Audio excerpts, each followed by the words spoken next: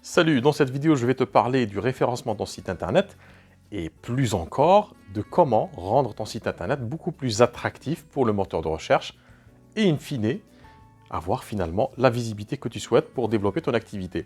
Avant de commencer, je t'invite, si tu es sur YouTube, à t'abonner à cette page, à cliquer sur la petite cloche quand tu vas t'abonner pour recevoir toutes les notifications et puis de me laisser un petit like bleu pour diffuser cette vidéo au plus grand nombre. Je te dis à tout de suite après le jingle.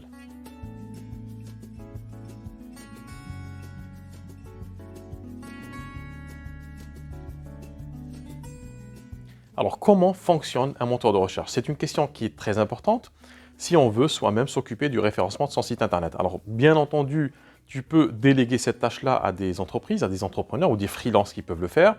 Sauf que quand tu démarres, tu n'as pas forcément toutes les ressources financières pour payer quelqu'un mensuellement. Parce que tu dois payer tes charges, tu dois payer ton cabinet, le loyer de ton cabinet, tu dois éventuellement payer peut-être un annuaire dans lequel tu es présent. Ça peut être Doctolib, ça peut être Medusine, ça peut être Pungao, ça peut être etc., etc. Donc tu dois penser vraiment à économiser, faire des économies sur toutes les dépenses que tu peux faire.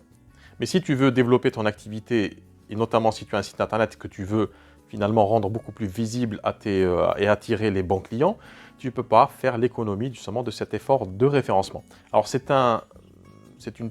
une compétence qu'on peut apprendre, c'est une aptitude qui s'apprend, c'est pas très technique, on peut pousser loin la logique du référencement pour être très technique, mais c'est pas le but de cette vidéo-là. Ce que je veux te dire aujourd'hui, c'est que c'est vraiment possible de développer ton activité via un site internet, via une visibilité sur internet, si tu comprends le fonctionnement des moteurs de recherche, et dans cette vidéo, je vais te parler plutôt de Google. Alors comment on peut comprendre comment fonctionne Google finalement? Je vais te donner un exemple, une analogie plutôt, et tu vas comprendre. Alors imagine, on est dans le village, on a un sage du village qui trône au milieu du village, il est dans sa hutte, d'accord? Et cette personne est considérée comme personne dépositaire d'un savoir ancestral intemporel, c'est-à-dire elle a de l'information, elle a de la connaissance qui vient de ses ancêtres, et puis elle a aussi de l'information très contemporaine, très factuelle. Alors imaginons qu'il y ait une personne qui vient s'installer au village, ou à côté du village, donc qu'est-ce qu'elle va faire? La première chose qu'elle fait, alors je dis sage du village, ça peut être aussi le maire de votre ville, de ta ville. Donc qu'est-ce que fait cette personne-là? Que fait cette personne-là? Donc elle va aller voir le sage du village pour se présenter, et dire oula, grand, je sais pas quoi, Gandalf, je m'installe à côté de chez toi, et puis en fait je ne l'ai pas mis, il est là, le sage du village.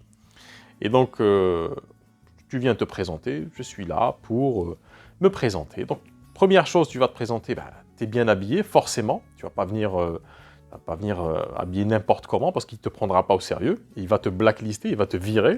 On va dire, c'est quoi ce Gus qui est en train de se présente de cette manière-là, c'est pas respectueux. Donc tu vas venir à cette personne-là, donc à ce sage du village ou au maire de ton village avec une certaine prestance, bien habillé. Et puis tu vas présenter ton activité. Tu dis, écoutez, voilà, j'arrive dans le coin, je m'installe, je suis thérapeute, je suis ferronnier, je suis boucher, je suis artisan, etc. Et puis voilà, je viens me présenter. Et donc la personne, le sage du village, va te poser des questions. Ok, tu fais quoi exactement et tout. Et il ne te pose pas ces questions juste pour t'embêter. Il te pose ces questions parce que comme étant cette personne qui est au centre du village et dépositaire du village et que tout le monde se retourne contre cette personne-là, se retourne vers cette personne plutôt pour avoir de l'information fiable, il va faire très attention à vérifier, à valider que tu es quelqu'un d'acceptable pour le village et puis d'utile surtout. Et du coup, quand tu te présentes, tu laisses tes brochures, tu laisses ta carte de visite, tout ça, ok, et tu t'en vas. Et de temps en temps, tu rends visite justement à imaginons que tu sois un cuisinier, d'accord, un cuistot, une cuisinière. Ce que tu vas faire, c'est que tu vas aller voir ce chef du village, tu dis, écoute, moi je suis cuisinier, cuisinière, c'est mon boulot, je kiffe mon travail, je plane quand je cuisine, je fais d'excellentes recettes, et tu sais quoi, je t'ai ramené quelques trucs pour goûter. Donc il va goûter, oh c'est super, c'est bon, reviens quand tu veux. Et toi, tu vas le prendre au mot. Donc tu vas, une fois par semaine, 2 fois par semaine, 3 fois par semaine, aller vers cette personne-là, ce sage du village, et puis lui ramener des trucs. Tu as vu, j'ai une nouvelle recette, tu as vu, j'ai un nouveau truc. Donc si demain, tu as une personne qui veut se marier, ou qui veut faire un baptême, qui veut faire une fête chez lui, chez soi, elle va aller voir le sage du village, elle va dire, écoute, voilà, le petit se marie, tu ne connaîtrais pas quelqu'un qui fait de la cuisine. Et lui, il va te dire automatiquement, ah ben écoute, j'ai ce qu'il te faut, j'ai une pépite. Va voir un tel, va voir cette personne-là, elle va vraiment te bichonner. Alors, c'est le fonctionnement d'un moteur de recherche. C'est quoi? Google considère que Google comme le sage du village. Qu'est-ce qu'il va faire? Il va mettre en lien, finalement, des personnes qui sont dans une thématique, des personnes qui apportent des solutions concrètes aux interrogations des gens.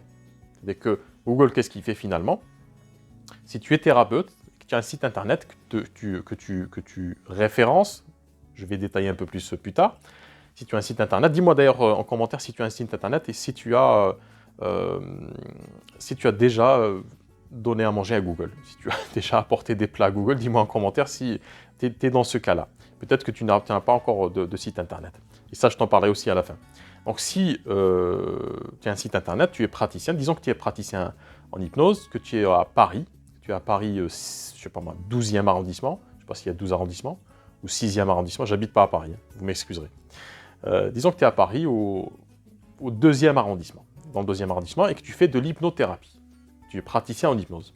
Qu'est-ce que tu vas faire? Tu vas créer un site internet et puis tu vas mettre une partie blog, une partie actualité, dans laquelle tu vas créer du contenu, mais pas n'importe lequel, c'est un contenu qui doit être optimisé.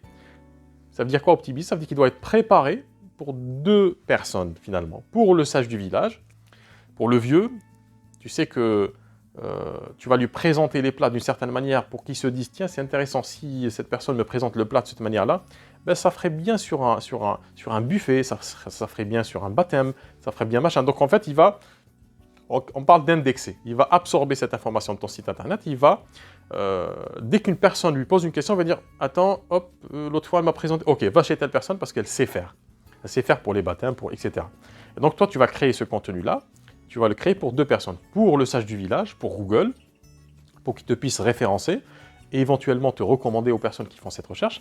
Et puis tu vas le créer aussi pour les autres personnes qui sont demandeurs, demandeuses de recettes dans notre cas, mais de solutions ou d'informations. Donc les personnes qui vont venir taper dans Google, ou qui vont aller voir le sage du village, peuvent dire écoute, je me sens pas trop bien, je sais pas ce que j'ai, je suis stressé, j'ai besoin que tu m'aides à trouver quelqu'un. Donc lui, il va aller chercher, il va dire ok, dans mon entourage, dans ma base de données, est-ce que j'ai des personnes qui font ça? Oui. Par contre, est-ce que j'ai des personnes qui sont fiables? Et c'est là où rentre en fait la subtilité du fonctionnement de Google et du sage du village, c'est qu'il va en fait arbitrer, il va faire un classement, si tu veux, entre toutes les personnes qu'il reçoit. Donc toi-même, je vais te donner un autre exemple. On va se la faire à la Matrix aujourd'hui, un exemple dans un exemple. Donc imagine que tu sois, imagine que tu cherches disons que tu cherches un traiteur, restons dans l'exemple de la bouffe. Tu cherches un traiteur. Donc, qu'est-ce que tu vas faire? Tu vas te dire, ok, j'ai besoin d'un traiteur, j'ai tant d'invités, allez, j'appelle ma mère, j'appelle ma tante, j'appelle mon chat, j'appelle quelqu'un qui peut-être a une solution, ou qui connaît quelqu'un. Donc, j'appelle, tu ne connaîtrais pas un traiteur? Ah oui, je connais un tel, je ne sais pas moi, Jean. J'appelle Jean, franchement, il est bon, il a fait le mariage ou le baptême de telle ou telle personne, ça, c'est très très bien passé, c'est très très bon. Ok, donc moi, dans mon esprit, Jean est une personne fiable et qui fait ça, qui répondrait éventuellement à mon besoin. Ok, donc le temps passe et tout, j'ai pas le temps de m'en occuper, je tombe sur une autre personne, donc j'ai une discussion, peut-être au travail, peut-être chez moi, avec une autre personne, avec un ami, une amie, et puis cette personne me dit, tiens, tu sais quoi, on a fait tel ou tel événement, et puis il y a un traiteur, franchement, il est super bon, il est venu, et toi, tu vas dire, ouais, c'est qui? Tu vas dire, c'est Jean. Ah, d'accord, donc c'est 2 personnes différentes qui recommandent la même personne. Ce qui fait que ce Jean-là, imagine que, si j'étends un petit peu l'exemple, la personne qui te dit Jean, il est bon et tout, la deuxième, va te dire oui, mais je connais un autre aussi. Par contre, je ne sais pas comment il travaille. Mais Jean, c'est sûr qu'il travaille bien. Ce qui fait que tu peux avoir plusieurs personnes comme ça en tête, à l'esprit, mais sans forcément. En fait, tu vas arbitrer, tu vas dire ok, cette personne, ces 2 premières personnes, franchement, ça m'a l'air intéressant parce que j'ai énormément de recommandations sur ces personnes. Donc finalement, si vraiment j'ai envie de faire ça, de faire ce que j'ai envie de faire, ben, je vais appeler Jean. Et du coup, quand je vais appeler ce monsieur Jean, en fait, son capital sympathie va être très élevé, parce que j'ai déjà des recommandations. Donc je suis déjà intéressé finalement. Il ne reste que les détails à régler. Donc Google fonctionne de cette manière-là. Si je donne à manger donc, au moteur de recherche, si je lui fais des recettes, une fois par semaine, Alors la recette correspond à un post ou un article sur le blog par exemple, ou même une vidéo hein, sur YouTube, parce que YouTube appartient à Google et YouTube aussi est un moteur de recherche. Donc ce que je dis sur Jean, ce que je dis sur Google, je le dis aussi sur YouTube. Hein. Pas oublier que YouTube c'est un moteur de recherche et que la moitié des recherches aujourd'hui sont faites sur YouTube. C'est de la vidéo, pas du texte.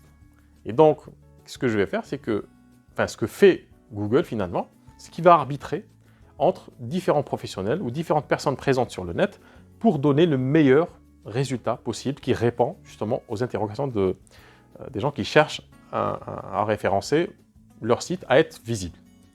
Donc c'est dans cette logique-là qu'il faut travailler son référencement, c'est-à-dire donner à Google et donner aux personnes qui sont en recherche de solutions la possibilité de te trouver finalement et de trouver cette solution ou le début de cette solution-là sur Internet. C'est un facteur non négligeable de développement de cabinet parce que ça t'amène... ce qui est intéressant avec Google, c'est que voilà, il est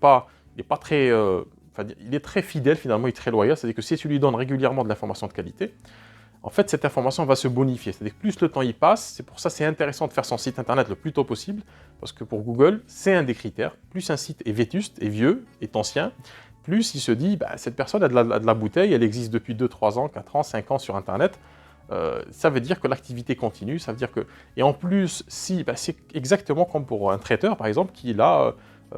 d'ailleurs, c'est un argument de vente, hein, quand tu vas voir un traiteur, là où il met depuis 1995. Je dis, oh là, quand même, ils sont là, bah, tout le monde fait ça, les sociétés généralement.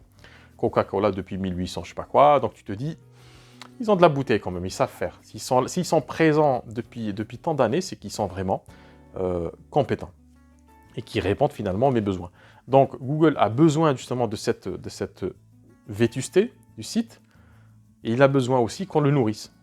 Il est glouton, il est gourmand, donc il veut de la bonne bouffe, pas n'importe quelle bouffe, mais de la bonne bouffe qui est destinée aussi aux personnes qui sont en recherche de solutions.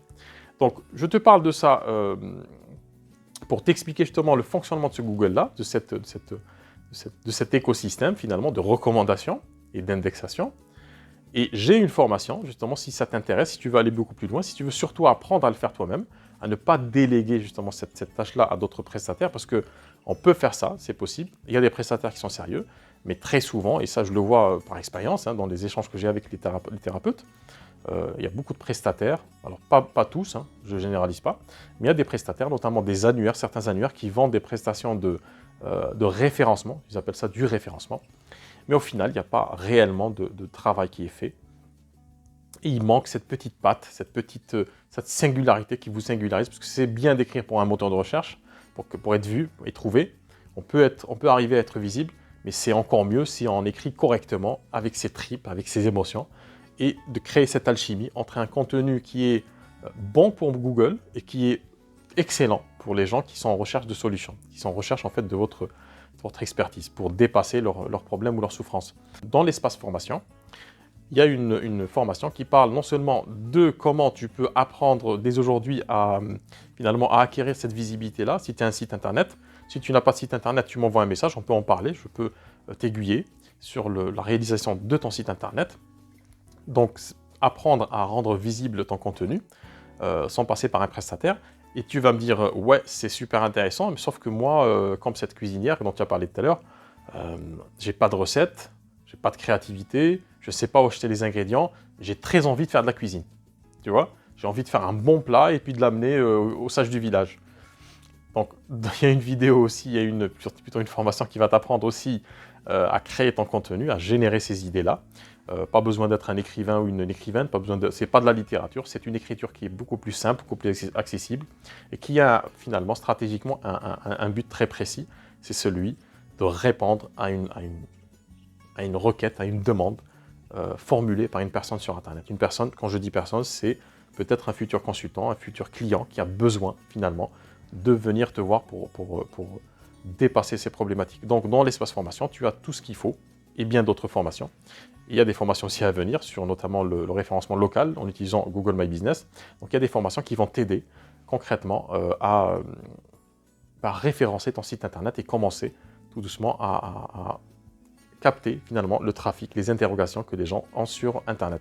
Donc si tu es intéressé, je te mets tous les liens en dessous. tu peux jeter un coup d'œil sur les formations, la liste des formations. Si tu veux créer ton site internet, si tu as un projet de création de site internet pour ton cabinet, tu me laisses aussi un message dans les commentaires, ou sinon je te mets aussi les coordonnées, si tu veux on en parle de vive voix. Alors je te mets tout ça en commentaire, et dis-moi d'ailleurs dans les commentaires qu'est-ce que tu as pensé de cette analogie du sage du village, qui est toujours là d'ailleurs, il est là. Donc dis-moi ce que tu en penses, il est pas mal. Dis-moi ce que tu en penses, et puis on en parle dans les commentaires. N'oublie pas de t'abonner à la chaîne YouTube, d'activer la petite cloche pour recevoir toutes les notifications et de me laisser un pouce bleu. D'ici là, je te dis merci de ton écoute, et puis à très bientôt.